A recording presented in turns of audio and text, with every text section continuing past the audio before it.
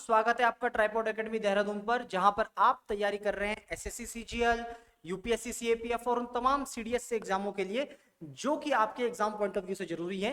और इसी सीरीज में हमने स्टार्ट किया है पॉलिटी सीरीज को, जिसके अंदर अभी तक हम लोग making of constitution, preamble, union and territory करते हुए सिटीजनशिप तक पढ़ चुके हैं। और इसी सीरीज में हमारा आज का अगला टॉपिक है फंडामेंटल राइट्स। तो चलिए शुरू करते हैं। फंडामेंटल राइट्स, सबसे पहले तो मौलिक अधिकार कहते किसको हैं, जिसे हम लोग अंग्रेजी में फंडामेंटल राइट और हिंदी में मौलिक अधिकार कह रहे हैं, वो होते क्या है। तो मौलिक अधिकारों के बारे में अगर हम समझे तो मौलिक अधिकार मूल तौर पर वो अधिकार हैं जो कि नेचर ने व्यक्ति को दिए हुए हैं। किसने दिए हैं? नेचर ने दिए। नेचर ने दिए, प्रकृति ने दिए। प्रकृति ने इन अधिकारों को क्यों दिया है? प्रकृति के इन अधिकारों को देने का मकसद है कि एक व्यक्ति का चौमुखी विकास हो सके, जहां पर उसका शारीरिक विकास हो सके, मानसिक विकास हो सके, आध्यात्मिक विकास हो सके, बौद्धिक विकास हो सके। ऐसा माहौल हम दे सके उसे कि वो इन चारों विकासों को अर्जित कर सके। इसके लिए उसके पास कुछ अधिकार होने जरूरी है। उन्हीं अधिकारों को आज के युग में हम लोग जानते हैं फंडामेंटल राइट्स या फिर मौलिक अधिकार के नाम से।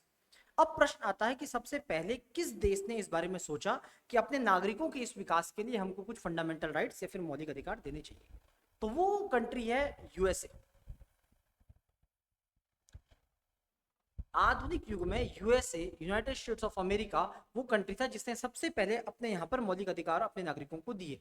और धीरे धीरे समाज में जैसे जैसे आगे बढ़ते रहे, अनेक लोगों ने उससे प्रेरणा ली और फाइनली हमारे देश को जब हमको आजादी मिली और उसके बाद हमारी संविधान सभा बनी, तो हमारे संविधान सभा के जो लोग थे उन्होंने भी इस बारे में विचार किया कि स्वतंत्र भारत के नागरिकों के पास भी कुछ मौलिक अधिकार होने चाहिए ताकि वे भी अपना चौमुखी विकास कर सके। क्लियर है? और इसी सीरीज में भारत के संविधान में भी जोड़ दिए गए फंडामेंटल राइट्स। क्लियर है? कहां जिक्र है फंडामेंटल राइट्स का? तो फंडामेंटल राइट्स का जिक्र भारतीय संविधान में है, पार्ट 3 में, भाग 3 में इसका जिक्र है। क्लियर है?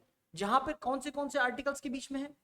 तो अगर हम अनुच्छेद की बात करें तो आर्टिकल्स 12 से लेकर के आर्टिकल 35, आर्टिकल अनुच्छेद 12 से लेकर के 35 के बीच में इसका जिक्र है, जहां पर फंडामेंटल राइट्स का बात कही गई है।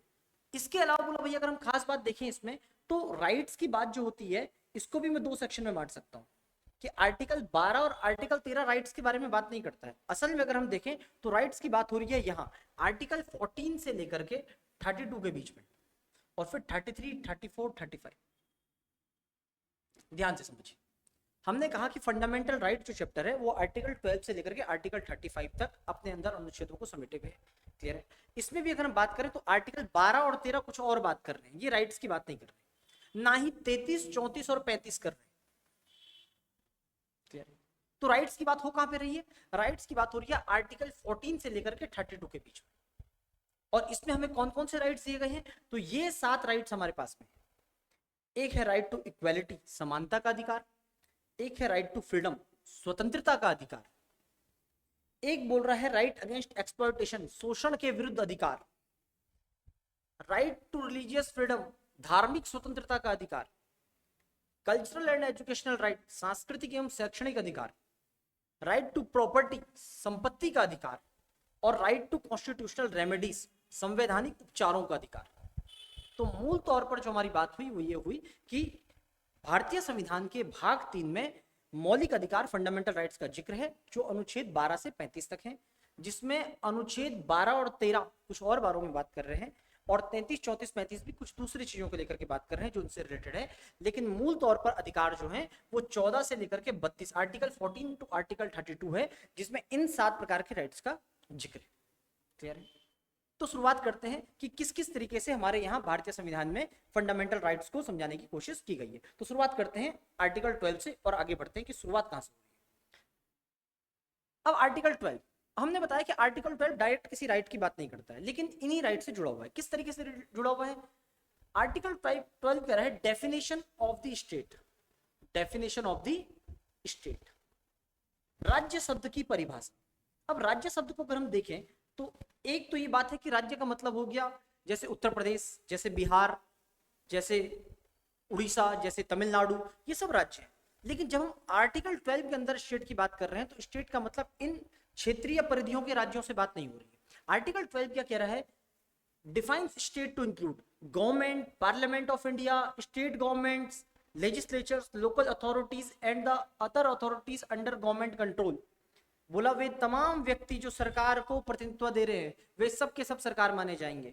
यानी कि देश का राष्ट्रपति भी सरकार है, देश का प्रधानमंत्री भी सरकार है, उसके अंडर में आने वाले तमाम मंत्रिमंडल के लोग सरकार हैं, उन मंत्रियों के अंदर में आने वाले तमाम विभाग के लोग सरकार हैं, और उन विभाग के अंदर तमाम अधिकारी कर्मचारी जो भी सरकार को रिप्रेजेंट करता है वे सब के सब आर्टिकल 12 की परिभाषा के अंदर क्या माने जाएंगे? सरकार माने जाएंगे, स्टेट माने जाएंगे, राज्य माने जाएंगे। आई बात समझ में? यानी कि सड़क पर खड़े एक कांस्टेबल से लेकर के देश के राष्ट्रपति तक जितने भी व्यक्ति सरकार को रिप्रेजेंट कर रहे हैं, आर्टिकल 12 कहता है वे सब के सब राज्य हैं। और इसके बाद अगर मैं कहीं पर राज्य शब्द की बात करूं तो समझ जाना कि राष्ट्रपति से लेकर कांस्टेबल तक हर वो व्यक्ति जो सरकार को रिप्रेजेंट करे वो क्या है? अनुच्छेद 12 के तहत राज्य शब्द की परिभाषा में आता है और स्टेट को क्या करता है? शामिल करता है। आई बात समझ में? देखिए, भारत सरकार हो गई है, ठीक, या फिर देखिए भारत सरकार हो गई है, संसद हो गई है, राज्य सरकारें हो गई, राज्यों के विधानमंडल हो गए, स्थानीय सरकार भी, क्लियर है, नगर निगम हो गया है, नगर पालिका हो गया है, नगर पंचायत हो गई है, फिर ग्राम पंचायत, क्षेत्र पंचायत, जिला पंचायत, ये तमाम सभी लोग बोला भैया क्या है? आर्टिकल 12 में हम लोग क्या मानेंगे? राज्य मानेंगे, सरकार मानेंगे। क्लियर है ये बात? तो यहाँ पर हमने देखा आर्टिकल 12 फंडामेंटल राइट की बात नहीं कर रहा, बल्कि बता रहा है कि राज्य कौन होगा, सरकार कौन होगी। ठीक। आर्टिकल 13 क्या कह रहा है? लॉज इनकंसिस्टेंट विद और fundamental rights, any law violating fundamental rights void. यानी कि कोई भी कानून अगर कभी राज्य बनाता है तो वो क्या कर लेगा? अगर कोई भी कानून राज्य के द्वारा बनाया जाता है जो कि फंडामेंटल राइट्स को क्या करता है? छीन लेता है, तो उसको उस सीमा तक समाप्त मान लिया जाएगा। क्या कहना चाह रहा है आर्टिकल? समझिए। अब सबसे पहली बात आई कि फंडामेंटल राइट्स बोला भैया क्या है? जो प्रकृति ने दिए हुए हैं। क्लियर है? जो कि इंसान के पास रहने चाहिए, जिसको किसी को नहीं छीनना चाहिए। तो फिर छीनता कौन है बोला? तो छीनता है बोला राज्य। कौन छीनता है? अभी हमने बहुत सारे राइट्स का बात की थी, right of equality, freedom, right against exploitation. बोला इन राइट्स को छीन कौन सकता है? फिर बोला इन राइट्स को छीन सकता है राज्य, ये जो स्टेट है। आर्टिकल 12 में, अनुच्छेद 12 में जिसको राज्य मान रहे हैं, बोला ये कई बार छीन लेता है। बोला कैसे छीन लेता है? बोला राइट टू फ्रीडम, आपका स्वतंत्रता का अधिकार था, पुलिस ने उठा के आपको जेल में डाल दिया, आपकी स्वतंत्रता छीन ली। क्लियर है? आपके समाज में जाति के आधार पर, धर्म के आधार पर बहुत सारे भेदभाव थे, आपकी बोला स्वतंत्रता को, आपकी समानता के अधिकार को छीनने का प्रयास हुआ। तो इन्होंने कहा बोला भैया आर्टिकल 12 के तहत हम जिसको राज्य मान रहे हैं वो कभी भी फंडामेंटल राइट्स को नहीं छेड़ेगा। बस वो फंडामेंटल राइट्स को छीनने का प्रयास नहीं करेगा। आर्टिकल 13 उसको इस करने से रोकता है।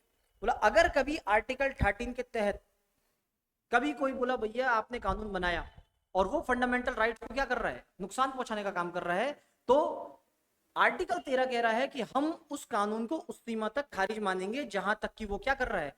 उसके तहत फंडामेंटल राइट्स को नुकसान पहुंचा रहा है। जैसे देखिए, संसद और राज्य विधानमंडल ऐसे कानून नहीं बना सकते जो कि मौलिक अधिकार छीन लें। यानी कि ये क्या कर रहा है? संसद और राज्य विधानमंडलों की ताकतों को सीमित करने का काम कर रहा है कि आप कभी भी कोई ऐसा कानून नहीं बनाओगे जो कि फंडामेंटल राइट्स को नुकसान पहुंचाता है, फंडामेंटल राइट्स को छीनने का काम करता है। क्लियर है? आए बस। इसीलिए हम कह रहे थे कि आर्टिकल 12 और 13 किसी राइट की बात नहीं कर रहा, लेकिन उन सभी राइट के संबंध में बोला भाई एक चीज क्लियर कर रहा है कि अनुच्छेद 12 ने कह दिया है कि राज्य कौन होगा, और तो आर्टिकल 13 ने कह दिया कि जिन जिनको हम राज्य मान रहे हैं ये कोई भी ऐसा प्रयास नहीं करेंगे जिससे कि फंडामेंटल राइट्स को नुकसान पहुंचता हो। अगर किया तो जैसे मान लिया कि अगर कभी भारत सरकार ने कोई कानून बना दिया कि आज से भाड़ में गए फंडामेंटल राइट्स, तो क्या? तो आर्टिकल 13 कैसे बचाएगा? यहीं पे रोल आता है सुप्रीम कोर्ट का। यहाँ पे किसका रोल है? सुप्रीम कोर्ट का रोल है, सर्वोच्च अदालत का रोल है। आए बस। आर्टिकल 13 कहता है कि अगर कभी सरकार आपके फंडामेंटल राइट्स को आपसे छीनने का प्रयास करती है तो आप डायरेक्ट कहां आ सकते हो? सुप्रीम कोर्ट में आ सकते हैं। ऐसा नहीं कि अपने नजदीकी कोर्ट में नहीं जा सकते हो। आर्टिकल 13 में आपके पास सुप्रीम कोर्ट जाने की पावर है, तो वही आर्टिकल 2 to 6 के अंदर आपके पास में हाई कोर्ट जाने की भी है, आप हाई कोर्ट भी जा सकते हैं। लेकिन अगर आप डायरेक्ट सुप्रीम कोर्ट जा रहे हैं तो सुप्रीम कोर्ट आपको मना नहीं कर सकता है कि आप यहाँ क्यों चले आए। क्लियर है? तो आर्टिकल 12 कह रहा है कि राज्य ऐसे कानून नहीं बनाएगा, और 13 कह रहा है कभी अगर ऐसा कानून बना दिया तो सीधा हमारे पास चले आ जाना, हम क्या करेंगे? उस कानून को जुडिशियल रिव्यू करेंगे और जुडिशियल रिव्यू के आधार पर उस कानून को उस सीमा तक खारिज कर देंगे जहां तक कि वो फंडामेंटल राइट्स का वायलेट कर रहा होगा। समझ रहे हो कितने बेहतरीन होंगे वो कानून जिनकी रक्षा के लिए सुप्रीम कोर्ट कह रहा है कि अगर कभी सरकार छीन ले तो हमारे पास आ जाना, हम भारतीय सरकार, भारतीय संविधान, भारतीय पार्लियामेंट से पास किसी कानून को बोला भैया खारिज मान लेंगे अगर वो आपके फंडामेंटल राइट से छेड़खानी कर रहा है। तो कौन है ऐसे राइट्स जिनके लिए सुप्रीम कोर्ट इस हद तक जाने को तैयार है? उनको देखते हैं, उनका जिक्र होता है यहाँ। क्लियर है? ये हमारे पास फंडामेंटल राइट्स हैं। इन फंडामेंटल राइट्स की बात हो रही है, right to equality, right to freedom, right against exploitation, right of religious freedom, cultural educational right, right to property. अब इनकी बारी आती है आर्टिकल 14 से 18, आर्टिकल 14 से लेकर के 32 तक इनका जिक्र है। इन अधिकारों के लिए सुप्रीम कोर्ट ये सब करने को तैयार है।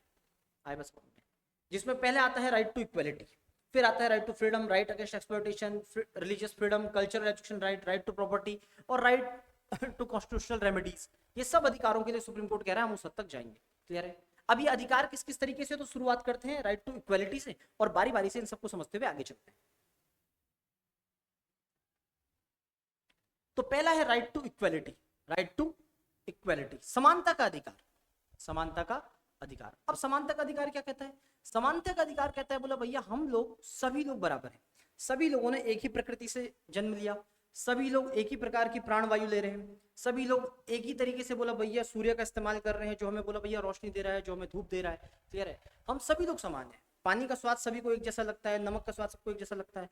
फिर भी बोला भैया हम समाज में क्या करते हैं, पाखंड के तौर पर एक दूसरे को छोटा बड़ा दिखाने का प्रयास करते रहते हैं। और ऐसे में राज्य की जिम्मेदारी है कि वो इस असमानताओं को दूर करे, ऐसे भेदभाव परक असमानता को दूर करने का प्रयास करे। क्लियर है? और यहाँ पर क्या लाने का प्रयास करे? समानता लाने का प्रयास करे, एक रूपता लाने का प्रयास करे। आई बात समझ में? और इसके लिए भारतीय संविधान ने कुछ व्यवस्थाएं बनाई हैं कि हमारे समाज में जो कुरीतियां हैं उनसे लड़ने के लिए आज हम राइट टू इक्वलिटी के तहत कुछ अधिकार दे रहे हैं। उन्हीं को हमने कहा राइट टू इक्वलिटी और समानता का अधिकार। क्लियर है? इनका जिक्र कहाँ है? तो आर्टिकल 14 से 18 के बीच में है। 12 और 13 किसी और चीज के बारे में बात करें तो हमने कहा था 14 से अधिकार शुरू हो जाएंगे, हो चुके हैं, राइट टू इक्वलिटी स्टार्ट हो गया है। आर्टिकल 14 से 18 तक के बीच में इसका जिक्र है। देखते हैं आर्टिकल 14 किस बारे में बात कर रहा है। आर्टिकल 14 कह रहा है equality before law. Equality before law क्या होता है? Equality before law, equality before law का मतलब है कानून के सामने बोला भैया सब बराबर है। इक्वलिटी बिफोर लॉ, कानून के सामने सब बराबर, कानून सबके लिए एक सरीका होगा। क्या मतलब हुआ इसका? भारत में अगर बोला भैया कोई जुर्म करता है तो उसके लिए बोला हमने एक ही कानून बना रखा है। क्या कानून बना रखा है? भारतीय दंड संहिता, ठीक, या फिर जिसी को हम बीएनएस कह देते हैं। पहले इंडियन पेनल कोड था, आईपीसी था, अब उसे बीएनएस कह देते हैं, भारतीय न्याय संहिता बोल दीजिए। ठीक, तो अब बीएनएस है। तो अगर कोई भी व्यक्ति बोला भैया मर्डर कर रहा है तो उसके लिए एक जैसी सजा है। हम नहीं देखेंगे कि बोला भैया महिला था, पुरुष था, आप समझिए, ब्राह्मण था, क्षत्रिय था, हिंदू था, मुसलमान था, सिख था, ईसाई था। क्लियर है? या फिर तमिलनाडु का था या फिर जम्मू कश्मीर का था, हम इन किसी चीज को नहीं देखेंगे। बोला सभी के लिए कानून एक जैसा काम करेगा। या फिर इसी को हम देखते हैं बोला भैया का यूनिवर्सल वोटिंग राइट में कि कोई भी व्यक्ति जो 18 साल की उम्र पूरी कर चुका है, ठीक, अब वो पुरुष है, महिला है, ट्रांसजेंडर है, या फिर वो बोला भैया तमिलनाडु से आता है, उड़ीसा से आता है, या फिर वो गोरा है कि काला है, या फिर वो हिंदू है या मुसलमान है, या फिर वो वैश्य है, या फिर बोला भैया बनिया है, इससे कोई फर्क नहीं पड़ता। हमने कहा हमारे यहाँ एक जैसे कानून होंगे, इक्वलिटी बिफोर लॉ, कानून के सामने सब बराबर होंगे। अगर कोई व्यक्ति 18 साल की उम्र पार कर चुका है तो उसको वोटिंग राइट होगा। इस तरीके से हमने कहा इक्वलिटी बिफोर लॉ। भारत में बोला भैया क्या होगा? कानून के सामने सब लोग बराबर होंगे, सबके लिए एक जैसा कानून होगा। और दूसरा, equal protection of laws for everyone in India. ठीक, कानून का समान संरक्षण भी मिलेगा। आए बस समझ, एक तो भारत में सभी लोग बराबर माने जाएंगे और दूसरा कानून का संरक्षण भी सभी को समान रूप से मिलेगा। कानून भी अपने आप में क्या नहीं करेगा? भेदभाव नहीं करेगा। क्लियर है? ठीक, ऐसा नहीं है कि बोला भैया आपका अगर वॉलेट चोरी हो गया तो आप तो जा रहे हैं अपने बगल के पुलिस चौकी में रिपोर्ट लिखाने के लिए, और अगर बोला भैया मुकेश अंबानी जी का वॉलेट चोरी हो गया तो उसकी जांच सीबीआई से होगी सीधा। ऐसा नहीं। क्लियर है? ऐसा नहीं है कि उसकी जांच के लिए बोला भैया एसपीजी जाकर के जांच कर रही है या फिर इंडियन आर्मी जांच कर रही है, सेम प्रक्रिया होगी, उनको भी अपने नजदीकी पुलिस थाने में जाकर के उसकी रिपोर्ट लिखानी पड़ेगी। तो एक तो बोला कानून सबके लिए बराबर होगा और दूसरा बोला भैया प्रक्रिया भी सबके लिए बराबर होगी। एक तो बोला भैया कानून बराबर, दूसरा equal protection of law. Clear है? तो आर्टिकल 14 कह रहा है कि इक्वलिटी बिफोर लॉ, कानून के सामने सब बराबर। नेक्स्ट कह रहा है बोला प्रोहिबिशन ऑफ डिस्क्रिमिनेशन। स्टेट बोला भैया क्या करेगा? भेदभाव का निषेध करेगा। क्लियर है? किस प्रकार का भेदभाव? बोला राज्य कभी भी भेदभाव नहीं करेगा किसी के साथ। किस आधार पर? किस आधार पर भेदभाव नहीं करेगा? धर्म के आधार पर भेदभाव नहीं करेगा। स्टेट के लिए बोला भैया धर्म के आधार पर भेदभाव करना पॉसिबल नहीं है। हम ये नहीं कह सकते कि बोला भैया हम वैकेंसी निकाल रहे हैं और इसमें सिर्फ हिंदू पार्टिसिपेट कर सकते हैं, या फिर सिर्फ मुस्लिम पार्टिसिपेट कर सकते हैं, या सिर्फ क्रिश्चियन पार्टिसिपेट कर सकते हैं, या सिर्फ ब्राह्मण पार्टिसिपेट कर सकते हैं, सिर्फ ठाकुर पार्टिसिपेट कर सकते हैं। बोला इस किसी भी प्रकार के बोला भैया हम क्या नहीं कर सकते हैं। स्टेट कभी भी धर्म के आधार पर भेदभाव नहीं करेगा। हिंदू मुसलमान के आधार पर भेदभाव नहीं करेगा, सिख ईसाई के आधार पर भेदभाव नहीं करेगा, किसी की भी पूजा पद्धति कुछ भी हो सकती है, उस आधार पर भेदभाव नहीं करेगा। उसकी कोई भी पूजा पद्धति हो, उसके बावजूद भी अगर वो भारत का नागरिक है तो उसके पास बोला भैया ये राइट है कि स्टेट के किसी भी काम में वो क्या कर सकता है, पार्टिसिपेशन ले सकता है। उसको इस आधार पर नहीं रोका जाएगा कि वो फला धर्म से आता है। क्लियर है? इसके अलावा जाति के आधार पर भी बोला भैया उसको नहीं रोका जाएगा। आप किसी को ये नहीं बोल सकते कि आपका जन्म क्योंकि फला जाति में हुआ है इसलिए आप इस कार्य को करने में अक्षम है, आपको इस कार्य के योग्य नहीं माना जाता है। इस बेस पे बोला भैया किसी भी व्यक्ति को रोकने का काम सरकार नहीं करेगी, और कहीं पर अगर हो रहा है तो उसको रोकने का काम भी करेगी। आई बात समझ में? अगर किसी का जाति के आधार पर भेदभाव किया भी जा रहा है तो उसको भी रोकने का काम क्या करेगी, सरकार करेगी। खुद तो नहीं करना है, और अगर कोई कर रहा है तो उसको भी आपको रोकना है। तीसरा बोला लिंग के आधार पर भी भेदभाव, लिंग के आधार पर भी बोला भैया भेदभाव। कहीं पे बोला भैया मेल है फीमेल है, जैसे अभी एक बहुत बड़ी और लंबी लड़ाई जीती महिलाओं ने इंडियन आर्मी के अंदर। इंडियन आर्मी के अंदर महिलाओं को परमानेंट कमीशन काफी समय से नहीं मिल रहा था, इसके लिए वो सुप्रीम कोर्ट गई, और सुप्रीम कोर्ट में जो दलील दी गई वो यही थी कि आर्टिकल 15 के तहत बोला भैया कह रहे हैं कि सब बराबर हैं और स्टेट को डिस्क्रिमिनेशन नहीं करना है, लेकिन आर्मी में परमानेंट कमीशन देते हुए आप क्या कर रहे हैं, सिर्फ पुरुषों को दे रहे हैं, महिलाओं को मौका नहीं दे रहे हैं। और इसी आधार पर उन्होंने केस को जीता और लिंग के आधार पर बोला भैया भेदभाव की समाप्ति को आर्मी में सुनिश्चित करवाया। ऐसा ही हर फील्ड में। क्लियर है? आई बात समझ में? तो यहाँ पर भी बोला भैया काम हो। दूसरा जन्म स्थान के आधार पर, धर्म जाति लिंग जन्म स्थान, क्लियर है, उसके आधार पे बोला भैया भेदभाव नहीं। जन्म स्थान का मतलब आप ऐसा नहीं कह सकते कि बोला भैया मैं बिहार में पैदा हुआ हूं इससे अब बोला भैया कोई भी गुजरात का आदमी बिहार में नहीं आ सकता क्योंकि मेरे को पसंद नहीं है, ऐसा नहीं हो सकता। क्लियर है? अगर आप भारत में पैदा हुए हैं, हमने बताया था आपको जब सिटीजनशिप पढ़ा रहे थे कि आप सब भारत के नागरिक हैं। क्लियर है? सबके सब भारत के नागरिक, कोई गुजरात नहीं, कोई बिहार नहीं, कोई महाराष्ट्र नहीं। क्लियर है? तो ऐसे में बोला भैया आपका जन्म स्थान कहीं पे भी हो, कोई भी सरकार आपके साथ भेदभाव नहीं करेगी। इसके अलावा एक और चीज है, शायद यहाँ पे मिस हो गया, हाँ इंग्लिश में तो है, रेस, नस्ल। नस्ल के आधार पे भी भेदभाव नहीं करेंगे। नस्ल समझते? क्लियर है?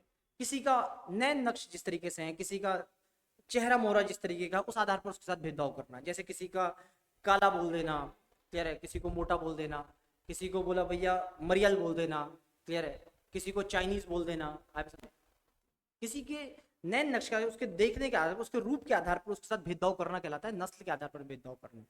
ठीक? भारत में होता है क्या नस्ल के आधार पर भेदभाव? अभी कुछ समय पहले हमें क्लास में पढ़ा रहे थे तो वहां किसने कहा कि भारत में नस्ल के आधार पर भेदभाव नहीं होता, अमेरिका में होता है, हमारे यहाँ नहीं होता है। तो हमारे यहाँ भी भेदभाव होता है नस्ल के आधार पे, बिल्कुल होता है कि नहीं? हमारा भगवान परेशान है कि नहीं? यशोमती मैया से बोले नंद लाला, राधा क्यों गोरी मैं क्यों काला। तो हमारे तो भगवान परेशान है कि राधा काला बोल के चल दी, है कि नहीं? तो यहाँ भी भेदभाव है कि नहीं? गोरे रंग पे न इतना गुमान कर, गोरा रंग 2 दिन में ढल जाएगा, मतलब कर गुमान, इतना मत कर, है कि नहीं? देख रहे हो हमारा समाज बता रहा है कि बोला भैया कितना है, और बहुत नॉर्मल है ये सारे गाने हमारे, है कि नहीं? चिट्टियां कलाइयां वे, मुझे ये दिला दे, फला दिला दे, फला दिला दे। क्यों दिला दे? मुझे उसके मांगने में कोई दिक्कत नहीं है कि वो मांग रही है अपने पार्टनर से, लेकिन वो जो अपना एक्सक्यूज दे रही है, वो कह रही है कि चिट्टी है कलाइयां वे, just because my wrist is white, तो मुझे ये अधिकार मिल जाएगा कि मुझे ये सारी चीजें मिलनी चाहिए। समझ लो? नस्ल के आधार पर भेदभाव हमारे यहाँ अंदर तक बसा हुआ है। क्लियर? और हम बहुत नॉर्मली इसे बोल भी देते हैं, है कि नहीं? आजकल बच्चों का उसमें बड़ा चलता है कि कालू मदारी आया, कालू मदारी आया, कालू मदारी आया, वो बहुत रेसिस्ट पोयम, है कि नहीं? तो नस्ल के आधार पर बोला भैया क्या हो, भेदभाव रुकना चाहिए। तो आर्टिकल 15 क्या कह रहा है कि हमको क्या करना चाहिए, भेदभाव रोकना चाहिए। किस आधार पर? धर्म के आधार पर, जाति के आधार पर, लिंग के आधार पर, जन्म स्थान के आधार पर और नस्ल के आधार पर। सरकार का काम होगा बोला भैया कि इन किसी भी आधार पर आपके राज्य में न तो कोई भेदभाव करे, और अगर कहीं पे हो रहा है तो उसको रोकने का आप काम करें। अगला है आर्टिकल 16। आर्टिकल 16 क्या कह रहा है? Equality of opportunity in public employment. Equality of opportunity in public employment, ये क्या कह रहे हैं? ये कह रहे हैं बोला भैया कि कभी भी आप सार्वजनिक रोजगार में अवसर की समानता रखेंगे। अगर कभी भी बोला भैया आप कोई वैकेंसी क्रिएट कर रहे हैं, कभी भी आप रोजगार कहीं पे दे रही है सरकार, तो वहां पर क्या करें? इक्वालिटी के नियम का पालन करें। और इक्वालिटी का नियम क्या है कि नियम सबके लिए बराबर होना चाहिए, और नियम क्या होना चाहिए? भेदभाव से परे होना चाहिए। आई बस, यानी कि आप क्या करो, जाति, लिंग, धर्म, नस्ल, जन्म स्थान, इनके आधार पर कोई भेदभाव न करें, ऐसा कानून इक्वालिटी में आना चाहिए आपके। क्लियर है? किसी को भी भर्ती करते समय। अब समझे? यहीं पे कुछ लोग कह सकते हैं कि यार हमारे यहाँ फिर भी रिजर्वेशन तो दिया जा रहा है। अभी आप कह रहे हैं जाति के आधार पर नहीं देना है, लेकिन हमारे यहाँ रिजर्वेशन जो एससी को या एसटी को दिया जा रहा है वो जाति के आधार पर दिया जा रहा है कि नहीं? ओबीसी को इसमें शामिल नहीं कर सकते, क्योंकि ओबीसी में जब हम ओबीसी कह रहे हैं तो अदर बैकवर्ड क्लास है, वो कास्ट नहीं है। तो ओबीसी को जो मिल रहा है वो वर्ग के आधार पे मिल रहा है, क्लियर है, ठीक। या फिर ईडब्ल्यूएस है तो आर्थिक पिछड़ा वर्ग है, क्लियर है। लेकिन एससी और एसटी को तो आज भी किस आधार पर दिया जा रहा है, जाति के आधार पर रिजर्वेशन दिया जा रहा है। तो समझिए है क्या, भारत सरकार का मानना है कि जब हम रिजर्वेशन की बात करते हैं, इसी आर्टिकल 16 में रिजर्वेशन का भी जिक्र है, क्लियर है। तो वो कहते हैं, बोला भैया कि भारत में जाति के आधार पर नहीं दे रहे हम किसके बेस पे दे रहे हैं, हम एजुकेशनल और सोशल, आर्थिक तौर पर और सामाजिक तौर पर जो पिछड़े लोग हैं हम उनको आरक्षण देने का काम करते हैं। समझिए बहुत ध्यान से, ये दो वर्ड है भारत में, इकोनॉमिकल और सोशल तौर पर बोला भैया जो क्या है पिछड़े लोग हैं उनको भारत सरकार आरक्षण देने का काम करती है। और इसके पीछे भारत सरकार का तर्क क्या है, देखिए इसमें दो पक्ष है, कुछ लोग इससे सहमत हो सकते हैं, कुछ नहीं हो सकते हैं। हमारा काम है आपको ये बताना कि भारत के संविधान में जब इसको दिया जा रहा है तो वो लोग क्या बात कह रहे हैं, इसमें क्यों दिया जा रहा है, उनका मानना क्या था, किस आधार पर, जब वो इक्वालिटी की बात कर रहे हैं फिर इसी आर्टिकल में वो किसी को आरक्षण क्यों दे रहे हैं। देखिए उनका सीधा सा मानना है कि अगर हमारा भारतीय समाज ऐसा होता प्लेन सपाट और हम किसी को रिजर्वेशन देते तो वो समाज ऊपर बढ़ जाता, और ऐसा करना बाकियों के साथ भेदभाव करना होता, बाकियों के साथ अपराध करना होता कि आपने कुछ लोगों को विशेष अवसर दिए जिस कारण क्या हो गया, बाकियों के अवसर छिन गए। और इस सेंस में रिजर्वेशन एक बहुत खराब तरीका था। लेकिन भारतीय संविधानविदों का गहरा विश्वास था कि भारतीय समाज ऐसा तो है ही नहीं, भारतीय समाज ऐसा है जिसमें कुछ लोग यहां बैठे हुए हैं, कुछ लोग यहां बैठे हुए, कुछ लोगों के पास विशेष अधिकार है, कुछ लोगों के पास नहीं। और ऐसी सिचुएशन में बोला भैया क्या है, भारतीय जो रिजर्वेशन है वो यहां से इस जो नीचे बैठा हुआ तबका है इसको आगे बढ़ाने के लिए दिया जा रहा है। किस प्रकार से नीचे बैठा हुआ है, एजुकेशनली और सोशली, इकोनॉमिकली और सोशली, आई समझ में, आर्थिक तौर पर, शैक्षणिक तौर पर, सामाजिक तौर पर जो वर्ग पीछे बैठा हुआ है उसको आगे बढ़ाने का हम प्रयास कर रहे हैं। जिससे क्या होगा, जिससे बोला भैया एक समाज की स्थापना होगी जहां सभी के पास एक रूपता हो, ये उनके मानने का तर्क है। और इसी आधार पर भारत में बोला भैया क्या दिया जाता है, हमारे यहाँ आरक्षण की व्यवस्था है। और आरक्षण की व्यवस्था तो हम लोग इसको बुरा कहते हुए कह देते हैं, असल में इसका है सामाजिक न्याय देने की व्यवस्था, जिसमें क्या मिल सके, जो हमारे आर्थिक और सामाजिक तौर पर पिछड़े वर्ग हैं उनको भी क्या किया जा सके, आगे बढ़ाया जा सके। लेकिन कोशिश उसमें भी क्या है कि इक्वालिटी ऑफ अपॉर्चुनिटी रहे, सभी के लिए अवसरों की समानता बन सके। ये प्रयास इसलिए हो रहा है जो कि अवसर की समानता में पिछड़ गए उनको एक साथ लाने का प्रयास किया जा रहा है। क्लियर है, तो आर्टिकल 16 समझ में आया, ठीक। अनुच्छेद 16 क्या कह रहा है, अनुच्छेद 16 कह रहा है कि जब कभी हम किसी को रोजगार देंगे तो उसमें भी समानता का पालन करेंगे। नेक्स्ट आर्टिकल 17, आर्टिकल 17 कह रहा है अबॉलिशन ऑफ अनटचेबिलिटी, छुआछूत का अंत, या फिर जिसको शुद्ध हिंदी में कहेंगे तो अस्पृश्यता का अंत। किसका अंत, अस्पृश्यता का अंत या फिर अस्पृश्यता का उन्मूलन। अस्पृश्यता किसे कहते हैं, तो अस्पृश्यता का मतलब होता है छुआछूत, कि आपके छूने से बोला भैया हमारे यहाँ क्या हो गया, ये अशुद्ध हो गई, क्लियर है, या फिर आप हमारे साथ नहीं बैठ सकते हैं, साथ में खाना नहीं खा सकते हैं, इस प्रकार का जो व्यवहार होता है ये सब अस्पृश्यता के अंदर आता है, छुआछूत के अंदर आता है। और अस्पृश्यता के बहुत से आधार हैं, बहुत से आधार हैं। भारत में छुआछूत को कई नजरों से देखा जा सकता है। जैसे भी हम बात कर रहे थे धर्म की, तो रिलीजियस आधार पे भी है ना। अरे अभी खूब चला कि कांवड़ में दुकानदार को नाम रखना पड़ेगा, हम तुम्हारे हाथ का थोड़ी खा लेंगे, आप तो फला रिलीजन से आते हैं, हम फला व्रत में हैं, तो इसलिए हम आपके हाथ का खाना नहीं खा सकते। क्लियर है, तो ये क्या एक प्रकार की छुआछूती है। क्लियर है कास्ट के बेस पे, रिलीजन के बेस पे तो है, कास्ट के बेस पे भी होती है छुआछूत, है कि नहीं। सो कॉल्ड जो अपर कास्ट है वो कहते हैं बोला भैया कि जो नीचे तबके के लोग हैं आप हमारा भोजन नहीं हमारे साथ शेयर कर सकते हैं, रोटी बेटी के संबंध जहां आपस में नहीं है, तो बोला भैया क्या है, कास्ट के बेस पे भी छुआछूत होती है। आप सभी ने देखा ही होगा अपने समाज में। रेस के बेस पे भी है, नस्ल के आधार पे भी है। क्लियर है, नस्ल के आधार पे भी बोला भैया क्या होती है, कई बारी छुआछूत कर ली जाती है। ठीक, जैसे बोला भैया किसी को आप नॉर्थ ईस्ट के लोगों को बोला भैया चाइनीज बोल देना, मोमो बोल देना, ये सब बहुत खराब चीजें हैं जो कि बोला भैया क्या कर रही है, आपस में बांटने का काम करती है। वहां पे बोला भैया अस्पृश्यता की, आप हमारे सामान को नहीं छू सकते हैं क्योंकि आपके छूने भर से ही क्या हो जाए, चीजें अपवित्र हो जाएंगी। जेंडर के आधार पे, आप लिंग के आधार पे, सेक्स के आधार पे भी बोला भैया भारत में क्या होता है, छुआछूत होती है।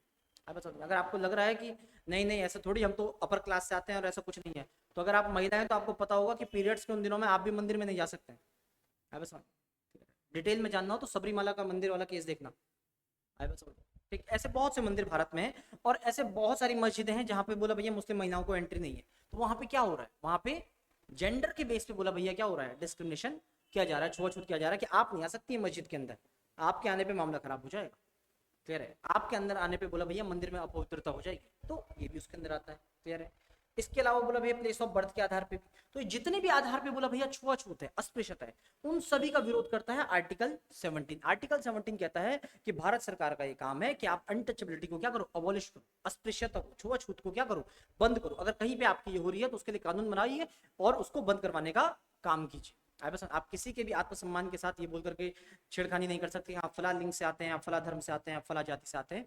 इस आधार पे बोला भैया आप सामाजिक ताने बाने को खराब नहीं कर सकते, ये कह रहा है आर्टिकल 17। नेक्स्ट है आर्टिकल 18, अबॉलिशन ऑफ टाइटल्स। अब अबॉलिशन ऑफ टाइटल बड़ी जबरदस्त बात कहता है। अबॉलिशन ऑफ टाइटल कहता है कि जो टाइटल होती है ना, टाइटल को हिंदी में उपाधि, ठीक, बोला ये जो उपाधियां रखते हो ना, बोला इससे भी असमानता आती है।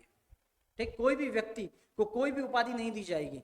आए बस, किसी भी व्यक्ति को कोई भी उपाधि नहीं दी जाएगी। बोला ये उपाधि क्या होती है, बोला समझिए। होता क्या है, जैसे हमारे यहाँ बहुत सारे नाम होते हैं, जैसे बोला भैया बाहुबली, आपने सुना होगा, यूपी बिहार में खूब चलता है कि बोला भैया बाहुबली है वो, आए बस, ठीक, या फिर राजा जी हैं वो, क्लियर है। ऐसे बहुत से नाम आदमी लेकर के चलता है अपने नाम के साथ में, ठीक राय बहादुर, आए बस। तो ऐसे बहुत सारी जो उपाधियां होती है, ये भी बोला समाज में असमानता पैदा करती है। सपोज कीजिए आपके यहाँ परिवार में कोई बोला भैया कार्य चल रहा है, कोई शुभ कार्य चल रहा है, और इसमें बोला 2 लोग आए, एक का नाम है बोला भैया राय बहादुर दयाराम बाहुबली राम सिंह, और एक का नाम है सिर्फ राम सिंह। और आपके समाज में बोला भैया अगर एक ही कुर्सी बैठने के लिए है, तो मैं 100% तय हूं कि वो व्यक्ति को उसको मिलेगी जिसका भारी भरकम नाम है। क्योंकि हम लोग बोला भैया क्या करते हैं, भारी भरकम नाम के आधार पे भी क्या कर देते हैं, थोड़ा दबाव महसूस करने लग जाते हैं, और इस आधार पर उस व्यक्ति को कुर्सी दे देंगे और उसको नहीं मिलेगी। इसी बात को सोचते हुए कहा गया कि अबॉलिशन ऑफ टाइटल, उपाधियों को भी अंत करना चाहिए। कोई भी व्यक्ति ऐसा उपाधियां लेकर के ना चले, सिर्फ अपना नाम रखिए, जितना लंबा नाम रखना उतना लंबा नाम रखो भाई, लेकिन उपाधियां नहीं रख सकते हैं। और इसी बेस पे कहा गया कि आपको किसी प्रकार की उपाधियां नहीं रख सकते हैं। लेकिन इसमें भी बोला गया केवल सैन्य और शैक्षणिक उपाधियां मान्य है, केवल आप सैन्य और शैक्षणिक उपाधियां मान्य कर सकते हैं। जैसे क्या, जैसे बोला भैया आपने कुछ लोग के साथ देखा होगा कि वो लोग अपने नाम के साथ लगाते हैं प्रोफेसर। समाजवादी पार्टी के एक नेता हैं प्रोफेसर राम गोपाल, है कि नहीं, अपने साथ लगा रहे हैं। आरजेडी के एक नेता हैं प्रोफेसर मनोज झा, ठीक है, तो ये भी तो एक उपाधि है, बोला ये भी तो लग सकती है, बोला नहीं, लेकिन ये शैक्षणिक की है। बहुत सारे लोग अपने नाम के साथ डॉक्टर लगाते हैं, ठीक है, तो बोला इनको क्यों अनुमति है, बोला देखिए क्योंकि इससे बोला भैया क्या हो रहा है, एक शिक्षा के लिए प्रोत्साहित करने वाला माहौल बन रहा है। जैसे जैसे एक एग्जाम्पल लेते हैं, कोई एक लड़की है प्रीति, उसने बोला भैया क्या किया, उसने PhD अपनी कंप्लीट की, अपने कॉलेज में लगी और अपने नाम के साथ डॉक्टर लगा लिया। अब उसे किसी फंक्शन में बुलाया एज अतिथि, उसने वहां पे गई, बहुत अच्छा भाषण दिया, बच्ची ने कहा कि यार मैं भी इनकी तरह डॉक्टर बनूंगी, क्लियर है, इन्होंने बहुत अच्छी बात रखी। तो उसके पापा ने उससे कहा कि बेटा डॉक्टर बनने के लिए आपको पढ़ाई करनी पड़ती है, PhD करनी पड़ेगी, आपको 3 से 5 साल लग जाएंगे उसमें। तो फौरन बोला भैया, उस बच्ची ने कहा नहीं मैं करूंगी, मैं पढ़ूंगी और मेरे को भी अपने नाम के साथ ऐसा नाम लगाना है। तो उससे क्या हुआ, एजुकेशन का एक माहौल बना। और इसी के लिए बोला भैया क्या कहा गया कि आप शैक्षणिक उपाधियां अपने साथ लगा सकते हैं। आई बस, तो डॉक्टर, प्रोफेसर, क्लियर है, ये नाम ऐसे आप उपाधियों के तौर पर अपने साथ में लगा सकते हैं, क्योंकि इनसे बोला भेदभाव नहीं हो रहा है, इनसे क्या हो रहा है, प्रोत्साहन हो रहा है। और वहीं पे बोला भैया आप सैन्य की उपाधियां भी लगा सकते हैं, सैनिक उपाधियां भी अपने साथ में यूज कर सकते हैं। क्यों कर सकते हैं सैनिक उपाधियां, क्योंकि भारत जिस प्रकार का देश है, वहां उसके पास दुश्मनों की कोई कमी नहीं। यहां पे है बोला भैया हमारा प्यारा पाकिस्तान, यहां पे है बोला भैया चाइना, यहां पे है बांग्लादेश, और यहां पे है म्यांमार। ठीक, म्यांमार को अगर हम देखें तो यहाँ पे मिलिट्री रूल आज के टाइम पे चल रहा है, डेमोक्रेसी खत्म हो चुकी है, ठीक, तो कभी भी संबंध खराब हो सकते। बांग्लादेश में आप देख ही रहे हैं, प्रधानमंत्री को देश छोड़ करके भागना पड़ गया, ये भी सिचुएशन ये है। ठीक, चाइना को आप जान ही रहे हैं, चाइना की लगातार भूमि अधिक से अधिक अधिग्रहण करने की नीति, लगातार भूमि कब्जाने की नीति कभी ना कभी हमको युद्ध के मोर्चे पे खड़ा कर ही देगी।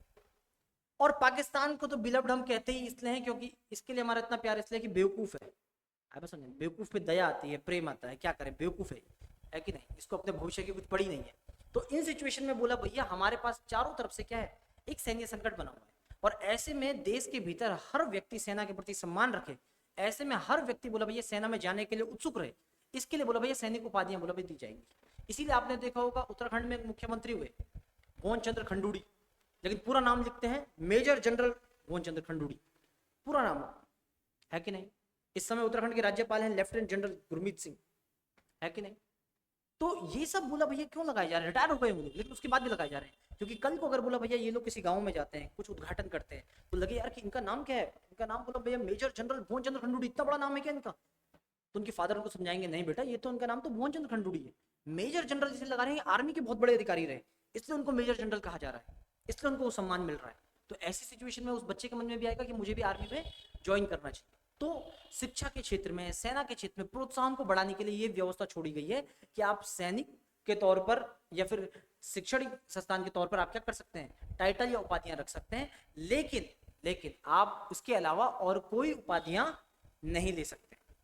क्लियर है? आर्टिकल 18 कह रहा है उपाधियों का अंत, लेकिन इसी में एक व्यवस्था है कि शैक्षणिक और सैन्य उपाधियां ली जा सकती हैं। तो आपके समझ में आया कि किस प्रकार से आर्टिकल 14 से लेकर के 18 तक क्या हो रहा है, राइट टू इक्वालिटी की बात हो रही है, राइट टू इक्वालिटी की बात हो रही है, समानता के अधिकार की बात की जा रही है। जिसमें आर्टिकल 14 क्या कह रहा है, आर्टिकल 14 कह रहा है इक्वालिटी बिफोर लॉ, कानून के सामने सभी लोग बराबर होंगे।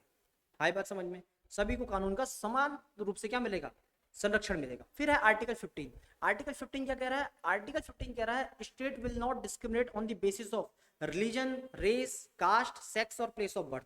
राज्य कभी भी 5 चीजों के आधार पर भेदभाव नहीं करेगा। कौन कौन सी चीजें हैं, धर्म, जाति, लिंग, नस्ल और जन्म स्थान, इन 5 चीजों के आधार पर आप कभी भी भेदभाव नहीं करेंगे। आर्टिकल 16 क्या कह रहा है, आर्टिकल 16 कह रहा है इक्वालिटी ऑफ अपॉर्चुनिटी, जब कभी हम अवसर देंगे तो उसमें भी इन 5 आधारों पर समानता देने का प्रयास करेंगे या फिर समानता को लाने का प्रयास करेंगे। आर्टिकल 17 क्या कह रहा है, आर्टिकल 17 कह रहा है अबॉलिशन ऑफ अनटचेबिलिटी, यानी कि कहीं पर भी हम किसी भी प्रकार के छुआछूत को बर्दाश्त नहीं करते हैं और कहीं पर हो रही है तो उसके उन्मूलन का सरकार का प्रयास रहना चाहिए, उस काम को करना चाहिए। और आर्टिकल 18 कह रहा है उपाधियों का अंत, कोई भी व्यक्ति बोला भैया ऐसी उपाधियां नहीं लेगा जिससे कि समाज में भेदभाव क्या हो, बढ़ता हो। हाँ, परंतु बोला भैया क्या हो, शैक्षणिक और सैन्य उपाधियां ली जा सकती है जिससे कि समाज में शिक्षा और सेना के प्रति प्रोत्साहन बढ़ सके। क्लियर है? ये था हमारा आर्टिकल 18। आई बात समझ में? तो इतना हम लोगों ने देखा समानता का अधिकार। अपनी नेक्स्ट वीडियो में हम लोग पढ़ेंगे राइट टू फ्रीडम के बारे में। राइट टू इक्वालिटी हमारा कंप्लीट हो गया है और राइट टू फ्रीडम हमको पढ़ना है अपने नेक्स्ट आर्टिकल में। क्लियर है? राइट टू इक्वालिटी पढ़ लिया, राइट टू फ्रीडम हम लोग अपने नेक्स्ट पार्ट में कंप्लीट करेंगे। तो आशा करते हैं कि आपको सेशन समझ में आया होगा, आपके कुछ डाउट्स क्लियर हुए होंगे, और अगर कोई डाउट्स रह जाते हैं तो आप कमेंट बॉक्स में भी लिख सकते हैं या फिर हमारे जो स्टूडेंट है वो तो डायरेक्टली हमसे बात कर सकते हैं। क्लियर है? तो जल्दी मिलते हैं आपसे। Thank you very much.